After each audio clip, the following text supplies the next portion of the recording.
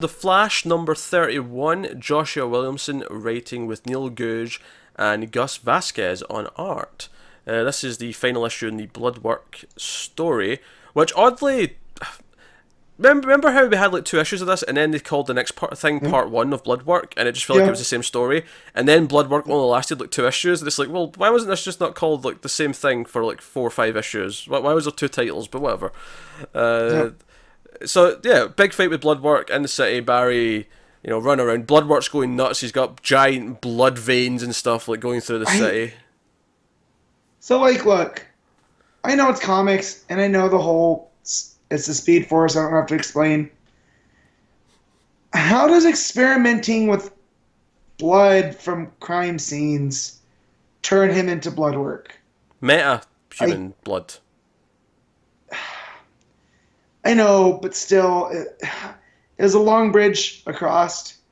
I loved his origin. I loved him being a hemophiliac. Oh, I get your complaint, but to be fair, he was experimenting with metahuman blood, which is how he ended up the way he is. Yeah, I guess, but I wasn't feeling Bloodwork in this issue. I liked him in the last issue, but here turning him to this big monster, I was kind of like, man, okay, that was rough. I did, however, love the Barry stuff, so we can talk about that because Bloodwork's kind of minimal, despite the arc being the. I mean, no, he's there. I mean, I kind of agree. I'm not really a big fan of him when he turns into like this sort of like tumor-looking monster kind of thing. Yeah. I mean, that was whatever, but I like that Barry talks him down. Like he doesn't actually. Yeah. I mean, he does go in eventually with the lightning, and I like that big full-page spread. But... I like that he's like, yeah, I'm doing the Barry Allen thing. I'm gonna talk you down and hear you out. Psych, and then he's just gonna strike him with negative Speed Force lightning. Well, but. I wouldn't say psych, because he does say after that he meant every word of helping him. It's just that he had to contain the situation first. Yeah. It's the main thing. But yeah, it also adds to that negative vibe that he's been having because of all this. Like, but yeah, and it strikes Bloodwork back into his normal looking self, which I kind of like the fact that if this dude bleeds now, he can turn back into Bloodwork and be super dangerous. So that's kind of cool. Does that mean keep him in a straitjacket and stuff so he can't cut himself? Like, do they have to? Yeah, like you keep him from all that. Like, and how does internal bleeding work with this dude? Like I don't know. I like that he's around though, because I like him enough that I'm glad that they can come back to him. When next time the rogues all escape from Iron Heights or whatever. But I think the bigger things to talk about this issue are the sort of the epilogue stuff that sets up where we're going next with a couple of different things.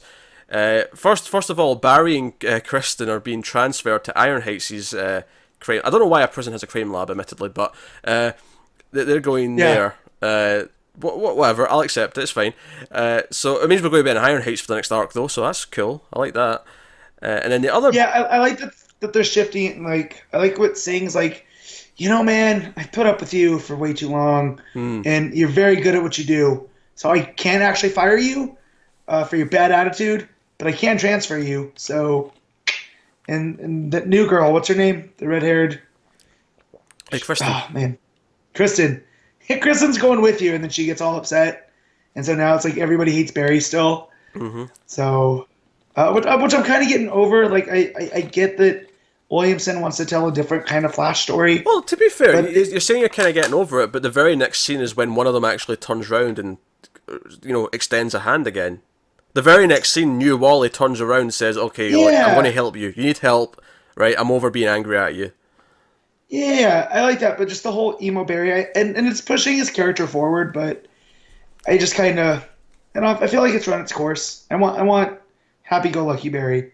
I don't know. I never pictured Barry Allen as a Spider-Man type that's dealing with all these issues. We're getting to that. I think the whole point of this next arc is that Wally's going to help him train and deal with these new powers, and that'll get us to where we're going. I do like that this whole negative Flash thing isn't just a one and done arc, though. I like that it's playing out over maybe 2 or 3 arcs as other things are going on. It'll make the victory sweet when he finally gets back to having his old suit and he gets rid of the negative Speed Force. I think that'll be a really big moment because it plays out through a few different stories. So, I actually kind of like everything it's doing here. Bloodwork actually being this big monster wasn't super cool or anything. Yeah. But I do actually really like how it affected Barry and everything that's kind of like putting him through right now. Like, him going and watching Iris and then seeing, because he's given up the ring. He wants to give the ring to New Wally, and New Wally, because of his experience in Titans and Deathstroke, is like, nah, you know what? I'm going to help. Like, I've been going through stuff too. Let's get this done. So it has kind of a hopeful ending. He even brings ending. up other Wally.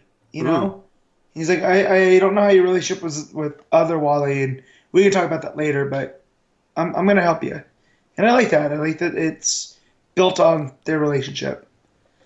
So no, I feel like Williamson's Flash occasionally stumbles in that I maybe don't love the incident, like the sort of villain we're dealing with right at that moment, or how we deal with the villain. Yeah. But I always like what he's doing with the long game. Yeah. If that makes sense. So he's definitely from the Johns vibe that way, where he's writing not for the trade, but for the big, like you said, the bigger story. Like, this is going to change Barry Allen going forward. I think Johns is better at it, and that he nails the all the shorter stories within it as well. Whereas Williamson sometimes remember that one earlier on where it was like he went to the Shades world or whatever it was, and that was kind of rough. And exactly what I was thinking. Yeah, so it started off kind of cool because they're bringing back Shade, and then just like the Iris stuff was like cringeworthy. Same kind of here with some of the Bloodwork stuff, but as long as he rebounds and he gets right back to it, then and Iron Heights is like, that's awesome. Well, that's the thing. I think he actually rebounds within the same issue. The second half of the issue and everything it sets up is great. True.